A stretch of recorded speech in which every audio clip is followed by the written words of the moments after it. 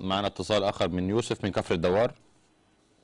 صباح الخير. صباح النور، اتفضل يا استاذ يوسف. انا بكلم حضرتك في موضوعين مهمين جدا. اتفضل. اول موضوع، في انضباط في الشارع عاملينه دلوقتي في اسكندريه، وتبص تلاقي جميع الشوارع الباعة الجائلين والاشغال الطريق، وفي عمليه كبيره جدا. لكن المدهش واللي بكلم حضرتك عليه ان المشير السيسي عمل ماراثون ومعاه 3000 واحد بالعجل، وكان منظر ناس قالوا حلو ناس قالوا وحش، ولكن انا عايز اقول لحضرتك كلمه حق.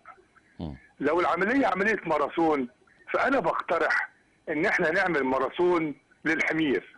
يعني ننقي 3000 حمار ونركب عليهم 3000 بني ادم مصري.